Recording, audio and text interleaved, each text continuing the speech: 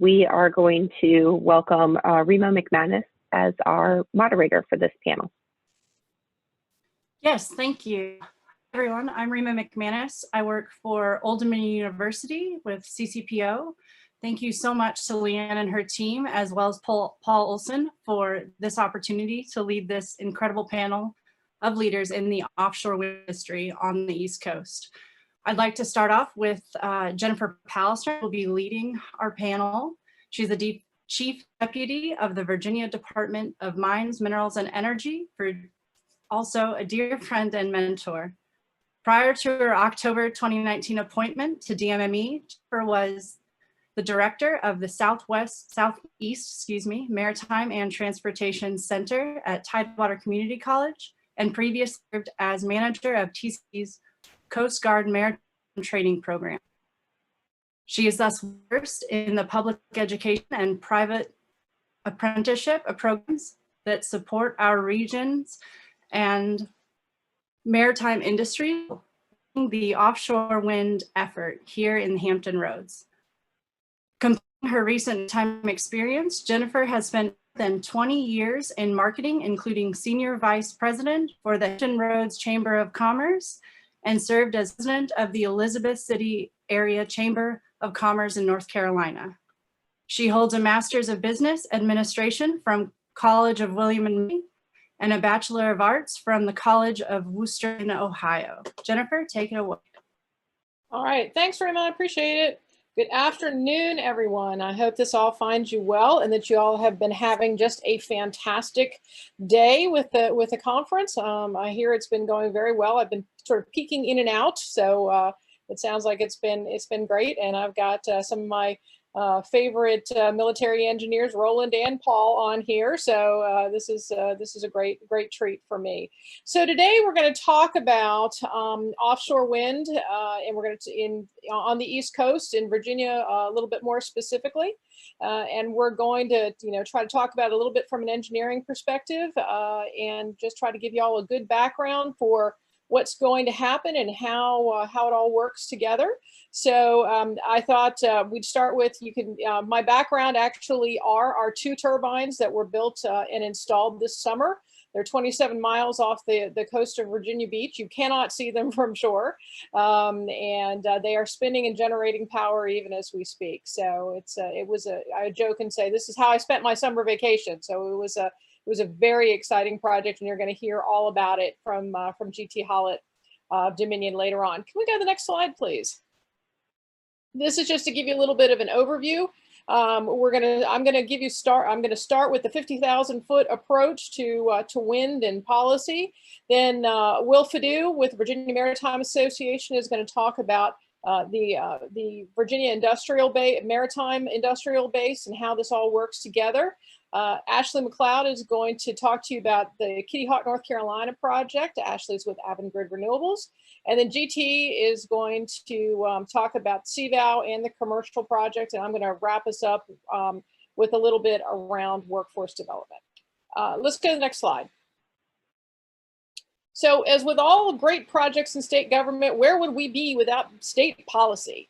We had 2 huge steps forward in the area of renewables in the last 12 months. The first was last October when Governor Northam signed Executive Order 43, which was our very first set of renewable goals. And looking towards, the goal is ultimately to have 100% of Virginia's electricity produced through renewables by 2050. And there's something amazing about actually living on the Elizabeth River, because I just looked up and there are 2 dolphins out there splashing around. Like, oh, it's always a nice thing to see on a nice Tuesday. Anyway, so Executive Order 43 really got us started, and it was immediately followed by the Dominion's announcement of the building of their commercial project, which is the largest offshore wind farm in the United States. So as I said, we're looking towards 100% renewable energy for our electricity carbon-free by 2050. And it is not just about renewables. It's also about looking at how does this impact communities. How do we make this for, better public health? How do we make this so that all members of our community get to take advantage of this in terms of training and workforce development? How do we make sure that it benefits every citizen of the Commonwealth and no one is left behind? All right, let's go ahead and go to the next slide, please. All right, just to give you an idea, this is obviously a map of the East Coast. Now, something to keep in mind, that while offshore wind is a new industry here in the United States, it is brand new. We have no supply chain. There are literally 7 turbines currently spinning off the Atlantic coast, 5 off the coast of Rhode Island on Block Island, and then we have the other 2 here in Virginia. Offshore wind is a very old industry, especially in Europe. When I lived in Aberdeen, Scotland in 1990, you could stand on the bluff behind Aberdeen and see offshore wind on one side and offshore oil and gas on the other. So Europe has been using this very successfully for over 30 years. And we started to see large developments of offshore wind in Asia about 10 years ago. So what we're looking at right now, some of these projects are in state waters. Most of a good chunk of them are also in federal waters. Our 2 turbines were the first 2 turbines actually built in federal waters. They are also the only 2 turbines that are strictly for research. So that makes them very, very unusual. So these are the only 2 research turbines in the US. So this is about, what you're looking at here is anywhere between 25 and 30 gigawatts of power for these offshore wind farms. And it's not really any great surprise. New England, sort of got started a little bit quicker than we did, because if you think about it, the wind in the northern part of the Atlantic is stronger, and power prices in New England tend to be reasonably higher than ours are. So there was no great shock there. However, that said, Virginia has been looking at offshore wind for well over 10 years. Governor McDonald requested the first lease area 10 years ago from the Bureau of Ocean Energy Management. And we had the first set of stakeholder meetings then too, where we worked with the Virginia Maritime Association and brought together, the military, the port, the commercial, the commercial merchant marine, our fisheries folks, our recreational boating and fishing folks, and really sat down. We are the 5th largest terminal in the US, and obviously home to the largest naval base in the world. So we have very busy water, and so it all has to be taken into consideration. So this is what we're looking at. These turbines are enormous. People worry about are constructing them here in Hampton Roads. And I said, what Hampton Roads does amazingly well, what Virginia does amazingly well, is large scale maritime steel. I don't care whether it's an aircraft carrier, a wind turbine, or a submarine. We do it better than anybody else in the United States. So I always tell them, don't worry, we got you covered. So this is really expected to be the first set of wind farms. What you're looking at right here will easily take us 10 years. And then some, but we'll probably see a whole nother set of wind farms as well as we go forward. So this is the first round, but then you actually see this. We're talking to heavily with California and starting to talk with the Gulf of Mexico. So this will actually become something fairly standard all the way around the United States. Let's go on to the next slide. So closer to home, you can see Virginia Beach, Portsmouth, Newport News, Norfolk right there. So I just wanted to give you an idea that for the 2 farms, so the block in gray to the north is the Virginia piece, is the CVAL pilot and commercial projects.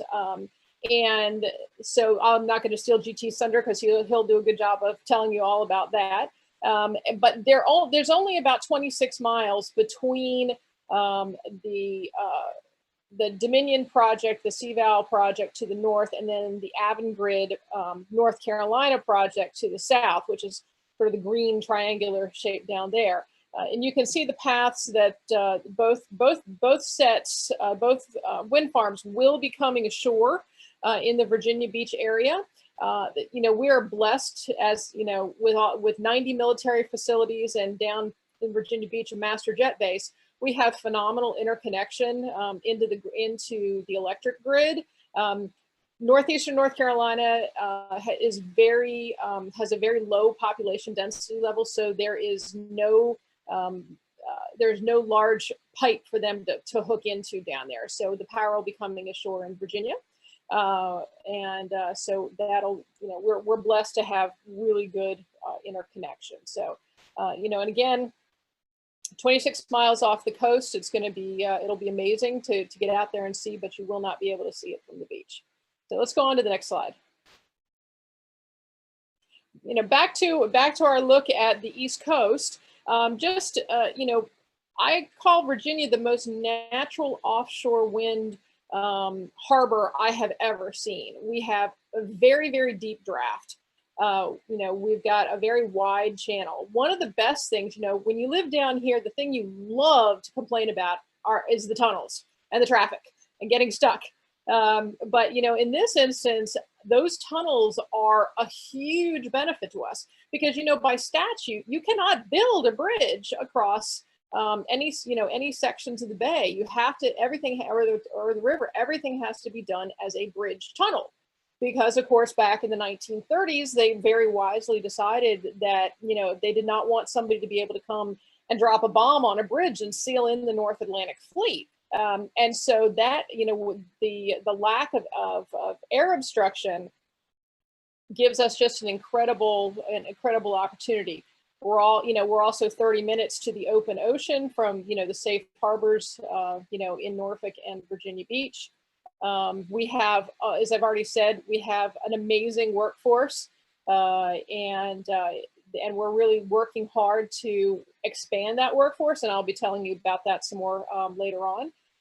We've got amazing infrastructure, so it's just one of those really perfect situations. And as I laughingly say, when you know, I've got any number of European companies who say, "Well, do you have any ice?"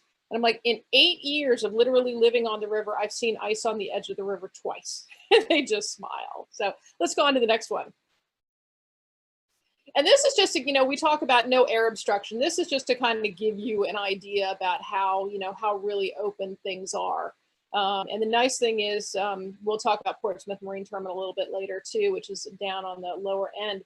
That is now all completely cleared for offshore wind. So there's literally almost nothing there right now as we get ready for wind. So it's a pretty exciting thing. All right, at this point, I would like to pass the baton over to my great partner in crime, Will Fediw from the Virginia Maritime Association. And he is going to talk to you about the Maritime Industrial Base. Will, over to you. Next slide, please. Excellent. Thank you, everyone. My name is Will Fediw. I'm the Vice President of the Virginia Maritime Association here in Norfolk. The VMA is Virginia's 100-year-old premier trade association representing the entire maritime supply chain in the Commonwealth, with nearly 500 member companies ranging from vessel and terminal operators, rail, trucking companies, warehousing and distribution, importers and exporters of cargo themselves, and everything in between, to include multiple engineering firms, as well as offshore wind companies. We're honored here to have been an essential player in Virginia's offshore wind story since about 2009, with participation in the Virginia Offshore Wind Development Authority, shaping the offshore wind energy area off our coast, various levels of stakeholder collaboration and participation in our port infrastructure study surrounding offshore wind. Big thanks also to Colonel Paul Olson on the call, a huge champion for offshore wind in our port, as well as my former alma mater, Old Dominion University. Next slide, please. So really quickly, I just wanted to get into some of the stats about our port. We're the second largest port on the East Coast by tonnage. We're also the third largest in container volume on the East Coast. We have 5 state-owned and operated terminals here, as well as 50 privately owned terminals. We're the largest coal exporter in the United States, with over 40% of the nation's coal being exported through Norfolk, and most of that is metallurgical coal. We have the largest shipbuilding and ship repair complex in the United States, home to the world's largest Navy base, And we're actively dredging right now to 55 feet, which will give us the deepest water on the East Coast. And as Jennifer mentioned, when you pair that with no overhead restrictions, you really have a fantastic opportunity for the development of an offshore wind supply chain hub. Next slide, please. And we're also lucky to enjoy not only the bay and our harbor, but a robust river system. When you think about the James River, York River, Elizabeth Rivers, et cetera, expanding our reach inland to a variety of services. And here's just one example of diversity in our river system with the southern branch of the Elizabeth River. Beyond containers and coal, we also move a large amount of aggregate products and agricultural products, oil and gas, project cargo, et cetera. And there's an abundance of commercial waterfront terminals and inland sites that are ready for both primary, secondary, and tertiary supplier activity for offshore wind when you think of firms coming in. Next slide, please. Now, this is a very busy slide that highlights the fact that we are indeed very busy here.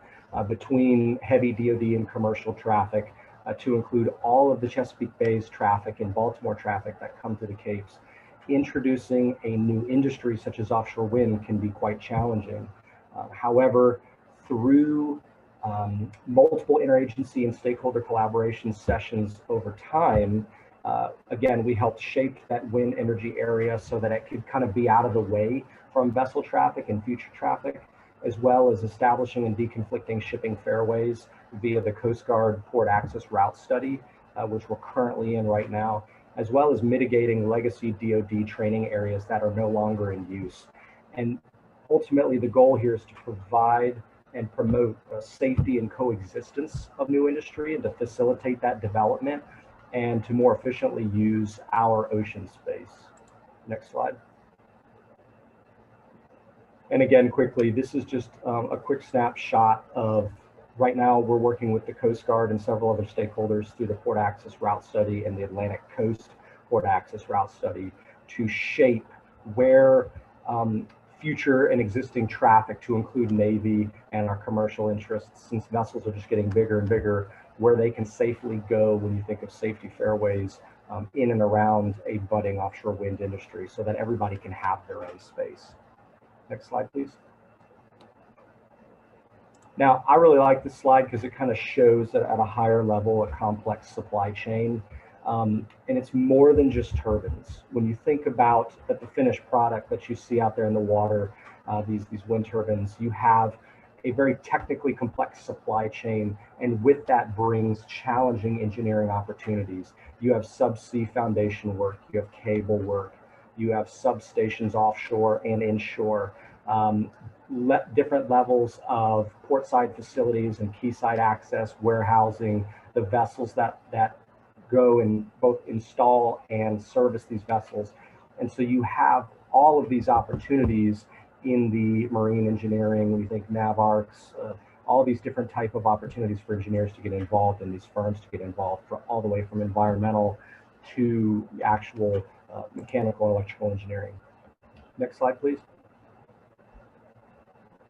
And here's another example of a very unique fleet that these vessels have been here in our harbor working, and they'll be working most of the East Coast.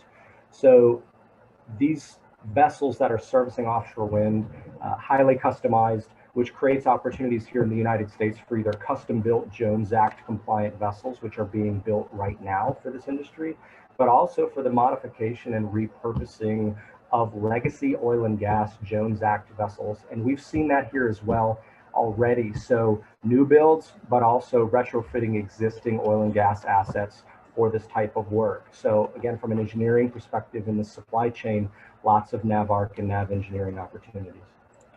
Next slide, please. And from our standpoint, Virginia is definitely well positioned to be a major player in the East Coast offshore wind industry due to our workforce and labor, as Jennifer mentioned, the terminal and transportation infrastructure and manufacturing expertise. For example, we build the most technically advanced vessels in the world, and we can handle offshore wind. And there's so many needed elements for offshore wind supply chain that we can already supply here locally in Virginia. and those spur engineering needs that can support local content initiatives for the developers. So when you think of terminal and quayside improvements, site prep and improvements, different aspects of marine engineering, electrical engineering, environmental and scientific survey work, subsea engineering, there's all these opportunities to get plugged into the existing projects as well as future projects. And for example, the team at Ørsted worked very closely with the VMA in order to reach out to some of these local firms so they could access local content where it made sense as we worked through the RFI and RFP process. And what that resulted in was over 50 businesses in Virginia getting involved in that project alone with a total spend of $2.5 million. And we're really just at the tip of that right now. And so for us, it's the offshore wind industry is not just about turbines and waters. It's a highly coordinated supply chain that requires an entire support network in order to be successful. And we also want to be a hub for the Mid-Atlantic region. Next slide, please. So there's such a massive opportunity in our geographic proximity. We are the prime choice for Mid-Atlantic offshore wind hub due to our resources and proximity. So you look north to south here, you see the EDF project, Ocean Wind, GSOE, Skipjack, Marwind, our own Virginia project with Dominion, as well as Kitty Hawk with Avangrid Renewables. And we want to be the maritime supply chain hub that services all these projects. Next slide, please. Now, quickly, this is just a useful tool that one of our partners developed when we mentioned a diversity of sites for a supply chain. You know, we have capacity here. We have sites both inland and on the waterfront, large and small, different type of unique attributes to use for the offshore wind industry. Lots of engineering opportunities there as well when you think about site prep and improvements and all those type of things. And if you go to the next slide, this is really a key example of that. This is the Portsmouth Marine Terminal, which is owned and operated by the Virginia Port Authority.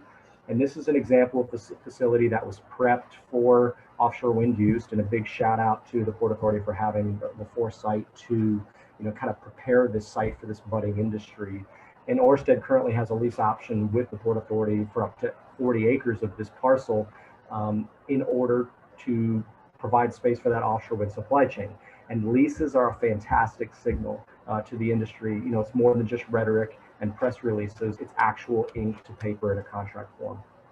And if you go to the next slide, this also highlights that there are a huge amount of development and engineering firms that already have a presence here and are continuing to expand their operations. And there's a lot more that are coming and moving in.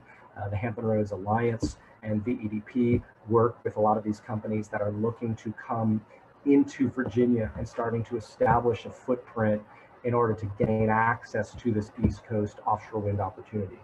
Next slide.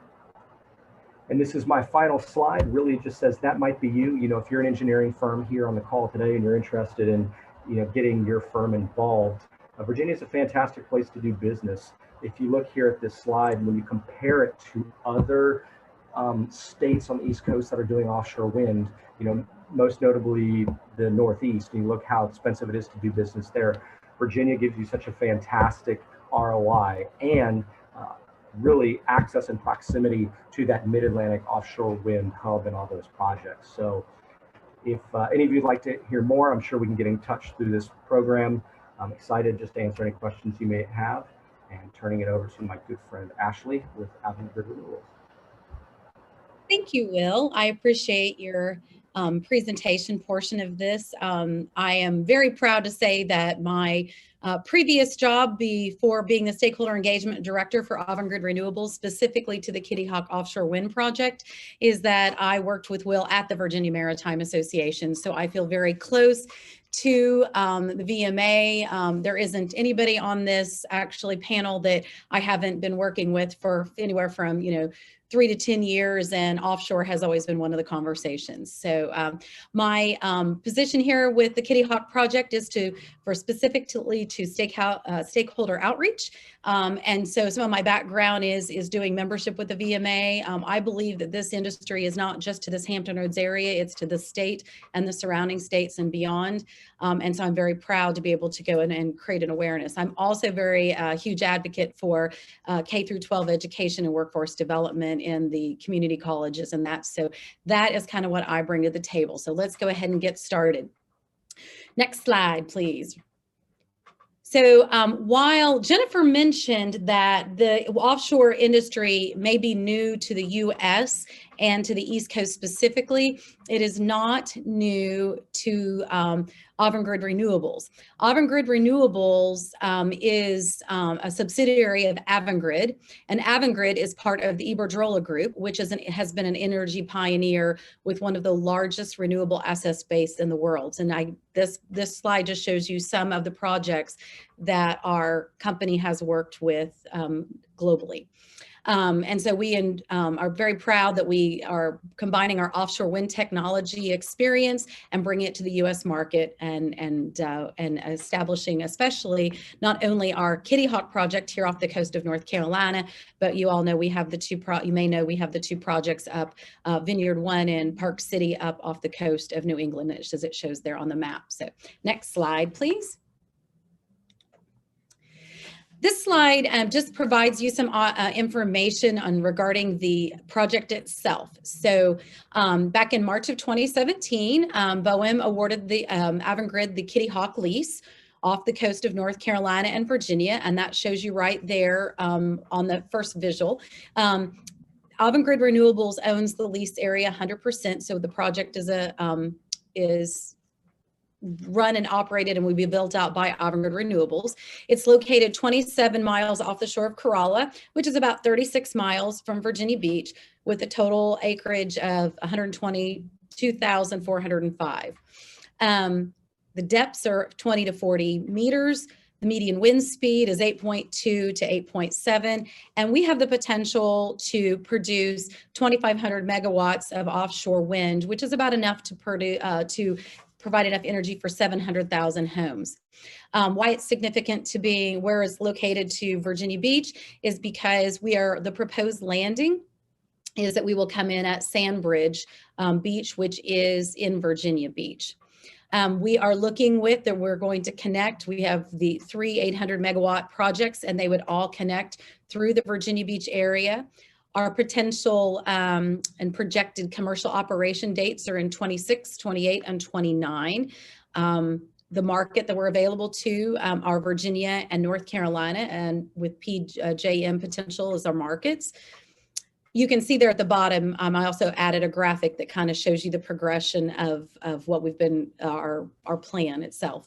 Our site assessment plan was approved in 2020, and we were really pleased that in June of 2020, we went and sent our buoy, our meteorological buoy offshore, and we actually have a link to it for our fishing industry absolutely loves it. So we have it available for them to be able to monitor and get the conditions from that. We have in the summer, we've had up to 4 vessels working on the project, including reconnaissance level geotech surveys, meteorological buoy, as I mentioned. And in November here, we actually completed our 2020 studies. Those studies will be ongoing, but for what we were capturing for this year, we've completed those back in November. We have released our economic impact study, which is going to be my next slide, but we also are very pleased that on Friday, December the 11th, we submitted our construction operation plan to BOEM, which is a great step for our first phase, which was the 800 megawatt portion of the project. And again, that would be connecting here in Virginia Beach, which is why we have established our office, and that's where I'm actually located. Okay, go ahead, next slide, please. So in that impact study, and I'm not one to like to read slides to you, but as this is pretty much hot off the press. I feel like it's worth it. So the impact study is looking at the next decade and the impacts it will have from 2021 through 2030. So approximately 800 jobs. You can see there on the bottom right, there's about 799 jobs specifically in the region, the Mid-Atlantic region. And of those, 587 jobs are here in the Hampton Roads area. And just for good measure, I want to go ahead and explain that in the MSA for Hampton Roads, the Northeast North Carolina is considered part of that MSA. So we're very excited that the construction related activities are going to result in many jobs here. We have about 390 million in the region, 273 million will be earned specifically again in the Hampton Roads MSA. And some of the jobs that we have, I mean, I know that Will talked on some of those and for the industry specifically, and I know that GT actually has a slide that shows throughout the project life the kind of jobs, but we're obviously going to need turbine technicians, welders, vessel managers, CAD technicians, among some of the others. So we are excited that we're providing those kind of opportunities for employment. Engineering is a big portion of this. And so over the next 10 years, additionally, we think that the area, the sales is specifically because of the project will be about 1.5 billion. And again, nearly about $1 billion of that will be here in the Hampton Roads area. So that is, we're very excited to be able to contribute $2 billion in regard to the area, the region with this project. Happy to send you to the website where it has the full economic impact study and an executive summary as well. So go ahead and let's do the next slide. So a big part of the project, as many of you would guess, is the amount of stakeholder engagement that you need to do. We have been doing it early and often. We had, with great partnerships with the VMA, reaching out to the different communities for making sure that we have all of the input and thoughts from all the stakeholders in regard to the project and what could be areas of concern and to be proactive from the get-go. I'm spending a lot of time working within our community itself. So some of the upcoming things, I have some bullets here is, we've just shared the economic benefits to the region, what were the revenue that'll be coming in, the economic impact, workforce opportunities we've shared. And one of the things that our next steps that I'll be working on is creating virtual open houses. In the time of COVID, it just seems absolutely appropriate to have virtual open houses. But really, what I've come to realize and encourage the folks to note is that while we will still have in-person ones when those are allowable, the nice thing is if someone couldn't get to an open house in person, the virtual is going to provide that opportunity. It's going to walk them through every single portion of the project itself, which it'll be helpful for those who live in the neighborhoods, the communities, the businesses, the vendors. Every portion of it will benefit from those virtual open houses, no matter where they are located. Our website has a huge amount of information, community presentations as well. We've got the project updates and fact sheets, videos and resources. And I just went ahead and bolded again that meteorological buoy, the fishing community loves that. In that picture there with the dude with the visor, that's Rick Robbins. He's our fishery liaison officer. He is amazing and is working so well with the commercial and recreational fishing community. And we're just extremely proud of the relationship that we have established with that community. And they've provided an abundance of resources. And it's great, actually. Rick has shared some of the stories of some of the, I'll call them old time fishermen and the fisherman story they have, the sailor stories. That we might not have known had he not been out talking to them. So we're thrilled to be able to engage and sponsor activities. We want to make sure that the community knows that we're part of this community. We're not just coming and going, we're actually here. And that's why we were very proud to go ahead and establish our office here in Virginia Beach as well. Military, not only reaching out to the military in regards to working well with the Navy so that we can all play well in the water together, but also the recognition that there are some workforce skill sets that vets have that can transfer right into the industry. And so working to connect with them in regard to workforce development. Already kind of mentioned that working with K through 12 community college, and very proud of the work Jennifer did in helping to establish the Mid-Atlantic Maritime Training Alliance, or excuse me, the Mid-Atlantic Training Alliance. And we're just really pleased about that, because that's bringing folks together to, as Will talked about, building that hub and what we might be able to do here in the Mid-Atlantic region. So very proud to have been part of those conversations and to advocate. Avangrid is really happy to be part of helping to establish that. Economic development, and this is what many of you would be interested in. On our Kitty Hawk Offshore website, /vendors, that is where you all can go and put your information in there so that when RFPs are put out, you would be able to be contacted. Again, we're, geotechnical, geophysical services, foundation design and construction, substation design and construction, all of those type of engineering opportunities that are out there, the design. So please do go visit our website. I will also note that the state of Virginia, the DMME website has that opportunity as well. And when we get folks reaching out to us, we make sure that the state has those as well. Social media wise, there's all of our, I guess you call them handles back in the day when CBs were the thing, that you can reach us on all the different social media. And we encourage you to please like us, follow us. And when we put information out there, we hope you'll be willing to share with others as well.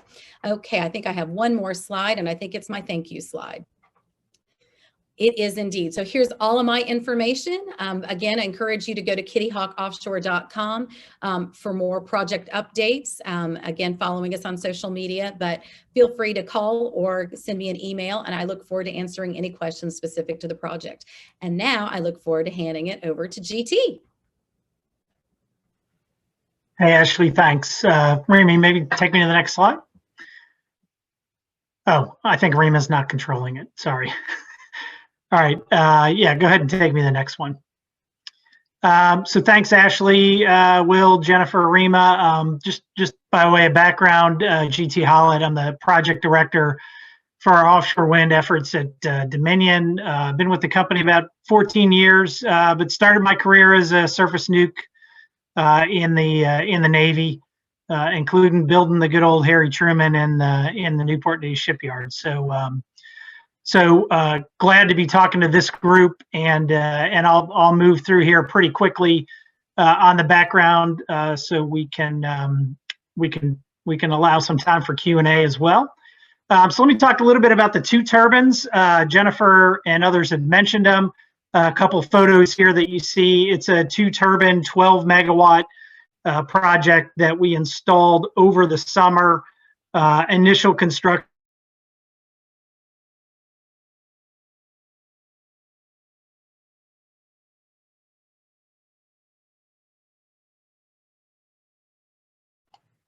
Sorry, I think I just had a hiccup. Let me just make sure you guys are still hearing me. Yeah, we can hear you now. Okay, sorry, I've had a few glitches, but it seems to come back quick. So put these two turbines in over the summer, and as Jennifer mentioned, the turbines have been operating in their test and commissioning phase since late summer, and we're in one last review with BOEM to declare full commercial operations. So you might ask, why did we start with the 2-turbine project? We wanted to ensure that we understood and honestly with BOEM tested the federal permitting process, right? The Block Island turbines off of Rhode Island were permitted via state process. So these 2 turbines with DMME as the leaseholder, as Jennifer mentioned, and Dominion as the operator on their behalf, decided to do this research project and ensure that we had been fully through the permitting process, took some lessons learned and the benefit of that experience before stepping into a larger commercial project. So I think that step's been valuable not only for us, for DMME, for the Hampton Roads region, as Will mentioned, quite a bit of coordination and outreach on local efforts with our construction partner Ørsted for crew transfer vessels, scout boats, interacting with the fishing community, divers, barges, engineering work. So all of that sort of got pressure tested on this pilot project, and gave a lot of confidence for us as Dominion to step into the larger commercial project. Next slide, please. Okay, so now let's talk about the commercial project. Very similar to some of the background that Ashley gave you, and Jennifer showed you a map earlier. So this lease area is 27 miles off of Virginia Beach, just under 113,000 acres. We've planned and we'll have our construction operation plan submitted into BOEM, similar to what Ashley announced with Avangrid's submission, in short order. I'll leave it there, but certainly before year end. And that construction operation plan will include our Siemens Gamesa wind turbine. We selected them as the preferred turbine supplier. We'll have 188 turbines in our base plan that gets us to this 2.6 gigawatts of energy. A number of offshore substations, network of inter-array and export cable to get that power back to the beach, and then connecting the 2.6 gigawatts of power into the electric transmission grid.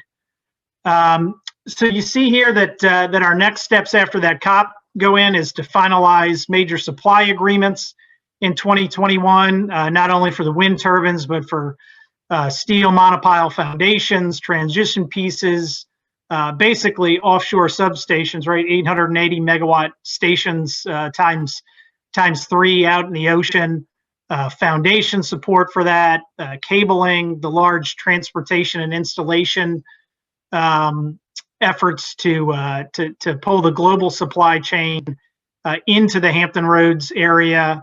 We'll look for staging in the ports and just emphasizing all those great attributes that you've heard in this presentation about the Hampton Roads region and the ability to serve not only our project, potentially the Avangrid project and other projects up and down the East Coast that Will highlighted. Next slide, please. Okay, policy. Jennifer mentioned it, and like she said, it's important. It's been a year of challenge, obviously.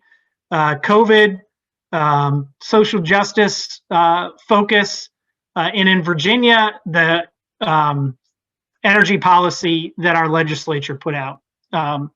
Jennifer mentioned the executive order that the governor put out a little over a year ago that was then codified into law through the legislature in the spring of 2020.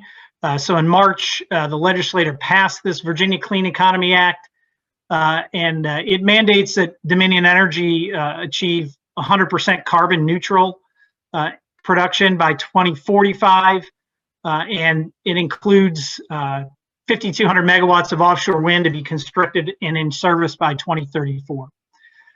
So this commercial project that I just mentioned, the 2.6 gigawatts, it meets that need that you see on the slide for the 2.5 to 3 gigawatts of offshore wind by January of 2028. So our schedule for that project is to get through the BOEM approval process by 2023, manufacture equipment into early 2024, and then we're out starting to construct this project in the ocean 2024 through 2026. So with 188 turbine positions to put in, it takes us a couple construction seasons, but our intent is to just start bringing strings of turbines online starting in the middle of 2025 to build up to the full project. So a couple other points here in that legislation. You see the bullets, right? Competitive procurement and solicitation. So we will take this project through state approval process through the State Corporation Commission. And one of the tenets is to ensure that we're protecting our ratepayers with that competitive procurement. I'm going to have I'll have a couple slides coming up on workforce and economic benefits, but there's also requirements in the law to work on those topics with DMME and other state agencies as we go through the project approval. Next slide. Okay, similar to the economic study that Ashley highlighted, we have a similar study that was done with Magnum Economics through the Hampton Roads Alliance.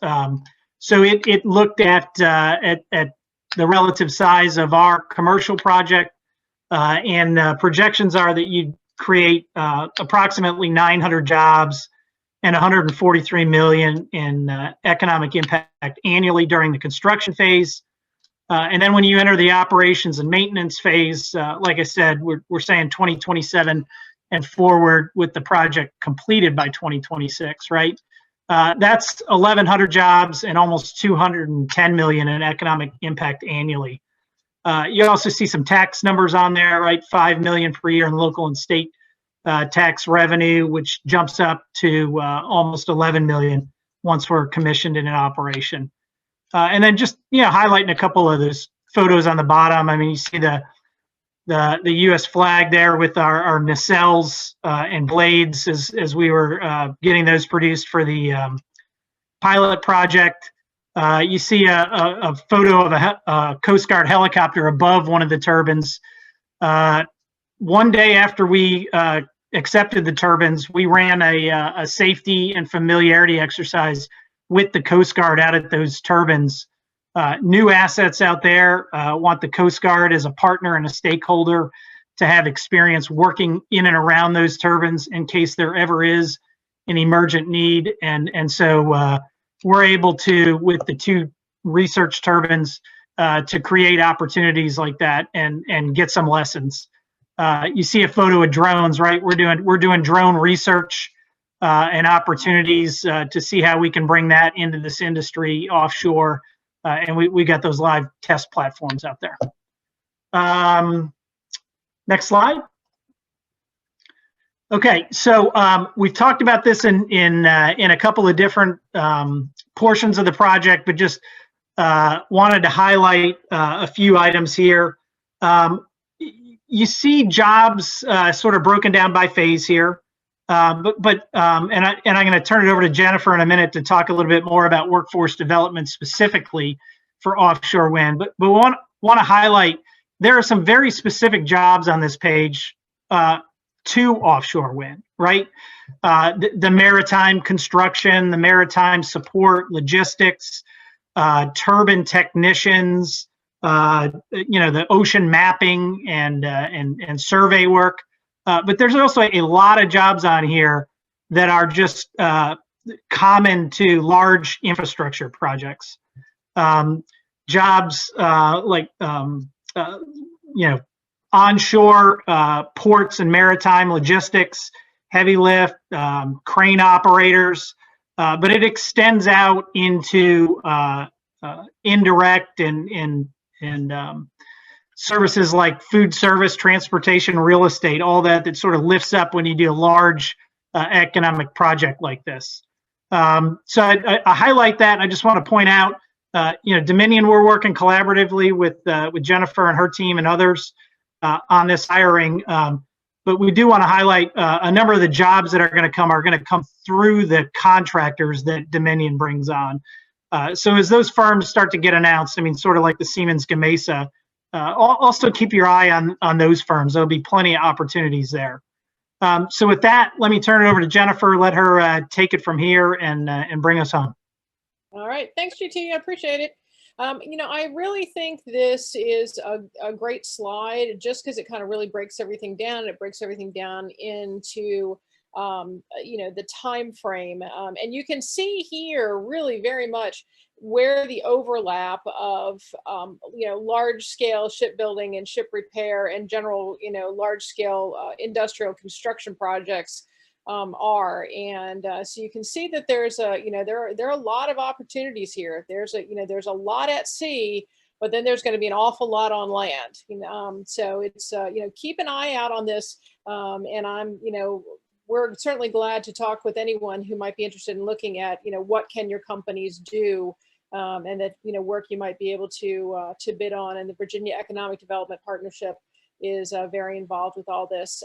Before I forget, I did put into the chat, we do have a offshore wind directory of companies who are interested and have skills and capabilities. So I put, it's www.vaoffshorewind.org. I put it in the chat, so please, please, please do go in there and register your company. It is also your go-to location for all things offshore wind, all information. Let's go to the next slide. So just talking about workforce here, just to break it down for you, you know, we can't stand up a new industry without an incredible workforce. We have to have it. And we're actually incredibly, you know, Virginia has always had an incredible educational system. We've always been just blessed with that. So I just thought I'd sort of break it down into three categories for you. So the first is our higher education partners. So the Virginia Community College System, and then, you know, ODU, UVA, Tech, William & Mary, JMU. All of these schools have very specialized maritime capabilities or are very involved in renewables. And so all of these schools, we work day in and day out with them on, you know, grant opportunities and things like that.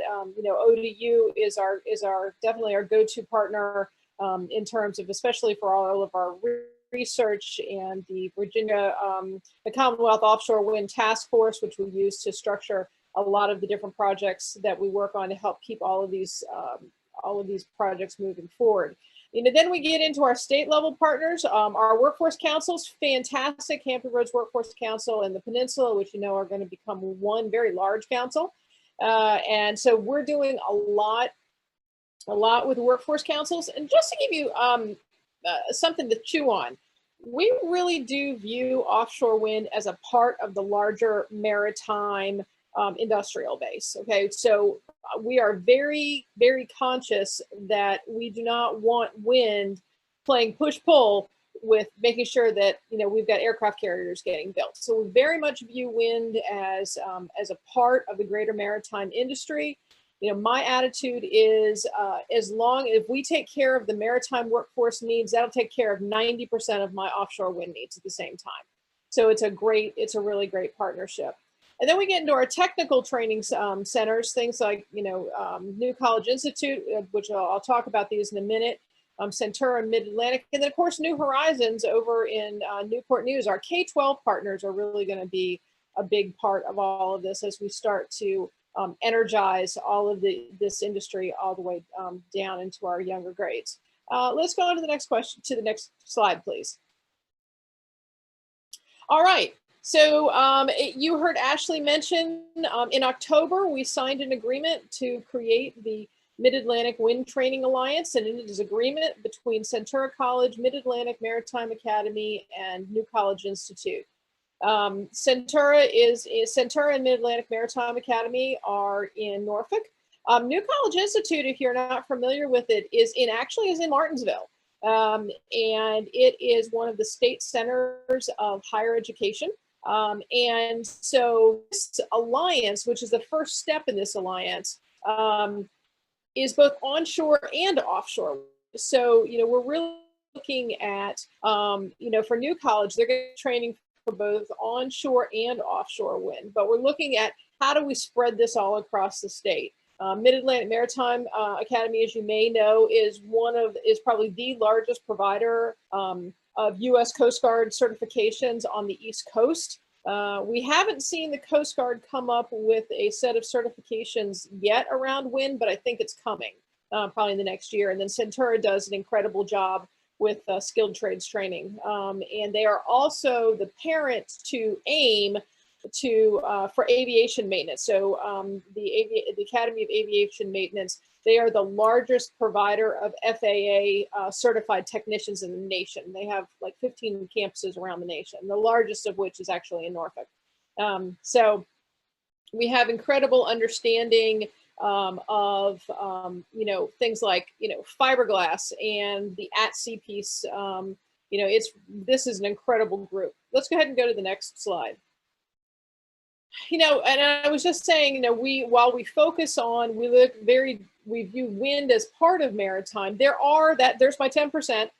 there are definitely certifications that we need. And most of those are covered under the Global Wind Organization training. GWO is a European-based association, and they have developed and designed in partnership with the European developers all of the offshore wind training. So all of the, at sea safety, working at heights, all of those kind of things. So we're working on bringing all of that to the United States. And then in combination with NCCER, who is our go-to, I'm sure you're all familiar with them on the construction side.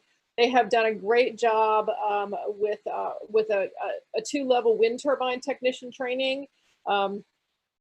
STCW, OSHA, all of these things combined. We're putting all of these things combined together to do these certifications, and they're going to be given either in in like a year-long program as part of welding or electrical, or they can be done individually just as people need them to. My goal is to get people to work and then have them ready when get them to work today, and then have them ready for offshore wind when it comes in a couple of years. So that's where we are for workforce. I can go on. Everybody here will tell you I could go on to workforce for about the next hour, but I won't bore you.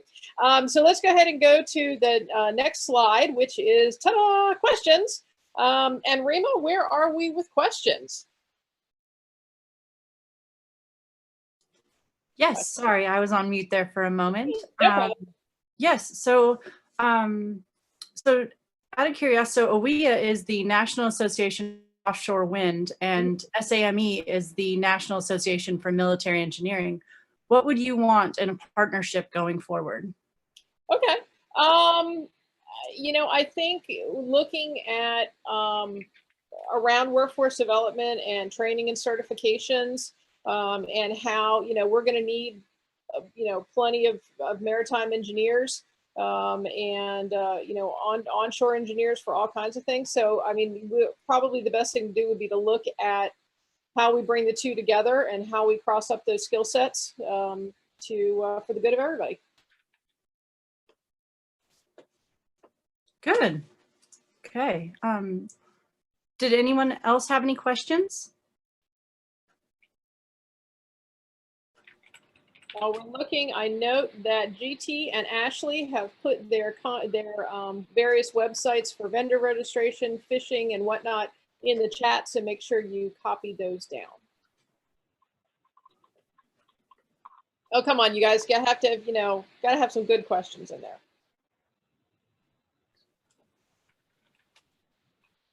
All right. Hi, it's Peggy Farrell from Leidos. I have Let's a see. question. I've Can you got hear me? one. Is there a one-stop research center for looking at job technician technical opportunities? The short answer to that is not yet. We're going to keep an eye. A lot of it's going to come through the companies. Orsted's doing a little bit of hiring. Most of the hiring we're seeing so far is up in New England. But no, there is not a single source to look at yet.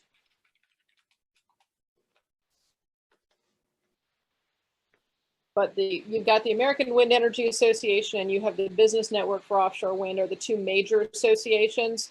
And so I suspect, I know, as a matter of fact, I know that at least the Business Network is working on a job listings, and I think AWEA may be as well, because AWEA also covers onshore wind, of which we have an absolute ton of in the US.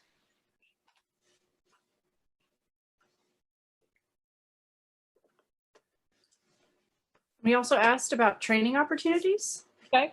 Again, looking at the Mid-Atlantic Training Alliance, so if you go to the vaoffshorewind.org website, go to the workforce tab, that'll definitely get you started.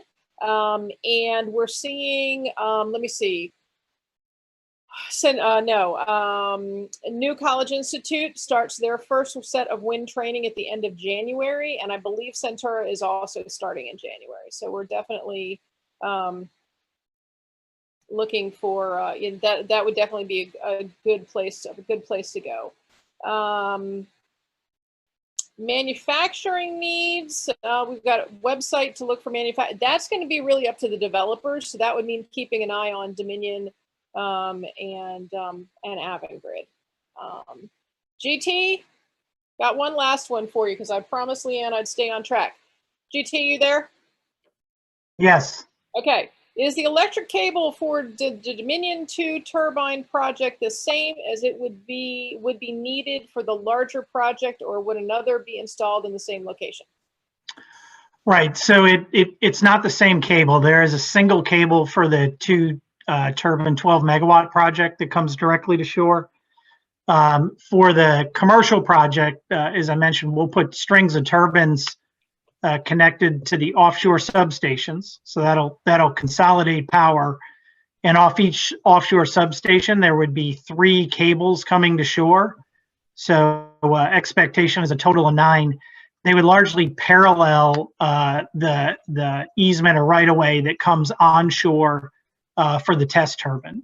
So we're still working on the final details of the landing location, but yeah, you should assume it's in parallel and in proximity to the pilot project. But they are separate cables. Okay, very good. And for my electrical engineers out there, the whole issue of grid modernization up and down the East Coast is becoming a huge issue. Because as you all know, electrical generation has always been a west to east operation with coal fields in the mountains. And now we're looking at injecting, 25 to 30 gigawatts of power coming from the east. Plus we're bringing in all these new renewables, with solar. And so you're going to see the whole issue of grid modernization is going to get very hot very soon. So you might want to pay attention to that, because there are going to be some real opportunities around that as well. All right, at this point, it is 2:52, and I promised Leanne that we would finish at 2:50, so we'll call that close enough. We want to thank y'all for having us today, and we are all available to answer questions and to help you in any way we can. And we wish you a great afternoon, and thank you for having us. Yeah, thank you guys so much for being part of our presentation today and sharing so many, great resources. I see Rima added a bunch of the links consolidated in the chat, so everybody has that information.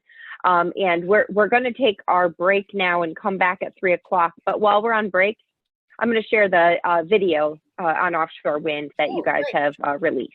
Great. So you guys are released from your panel duties. Thank you again for your support of SAME, and we hope you'll stay around for the next session and for our trivia at the end of the day. So there are prizes, guys. There's a $50 gift card and $225 for people who can answer the questions right. So don't skip out on the happy hour. It's the best part of the day. And this is our brand new video on Virginia offshore wind, which we only released about a week ago. So this gives you a great overview. Great. Thank you.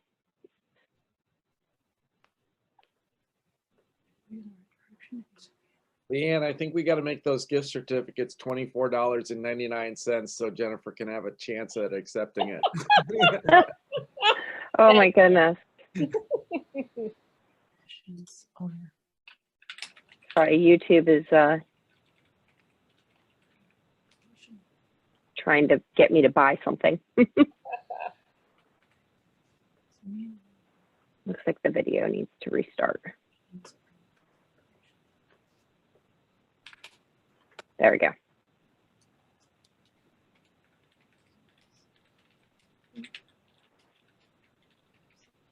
Hello, everyone, and welcome to today's webinar, Grand Challenges in the Science of Wind Energy. I don't think this is it. My name is Alex Lemke, and I will be your moderator today.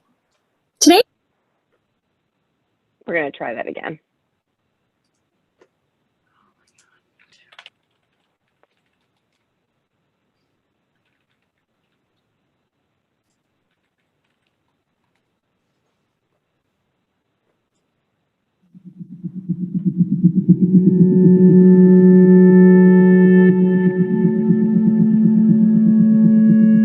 Two centuries ago, in the California gold rush of the 1840s, American author Mark Twain said, "During the gold rush, it's a good time to be in the pick and shovel business."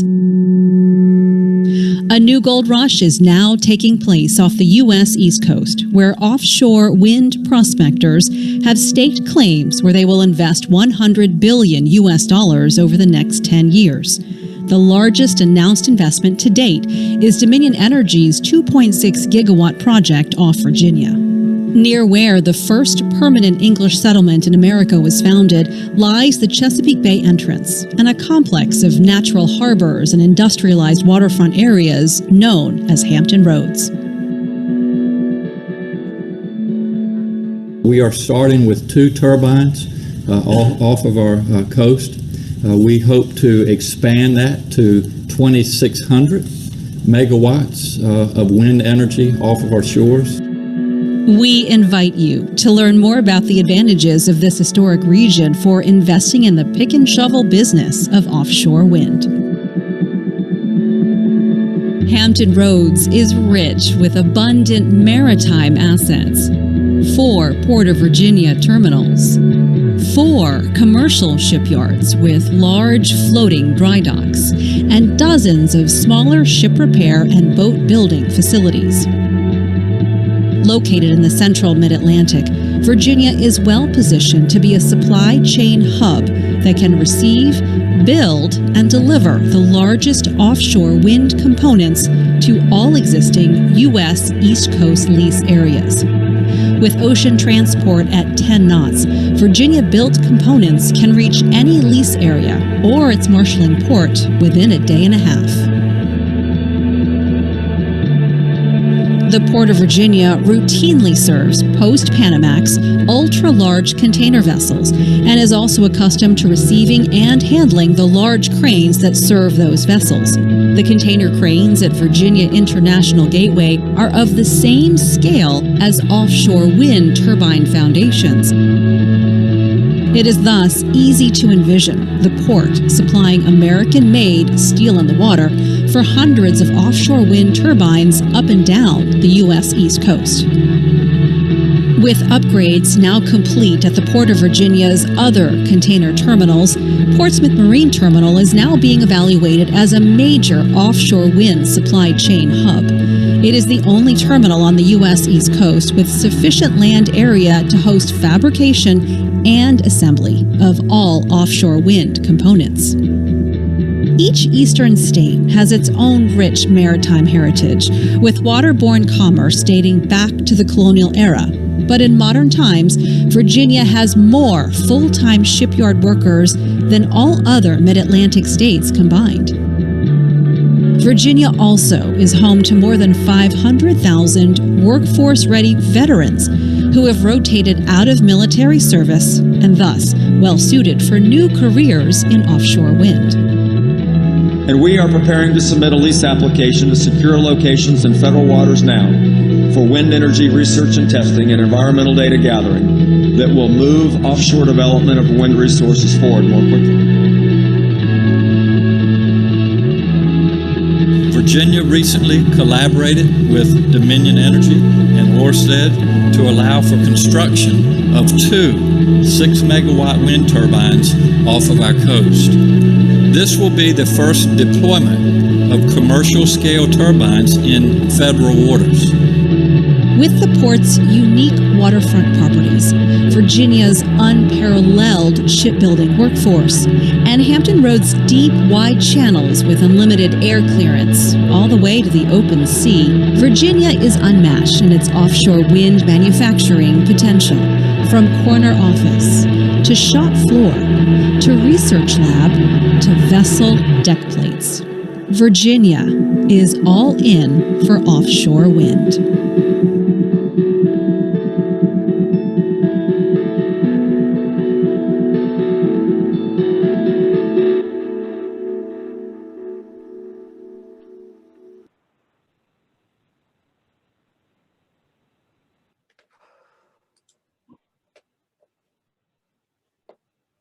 All right, well, thank you guys for your participation. It's a great video. We're gonna give everybody 1 more minute to get back to their seats, and we'll start our next session. Oh, God.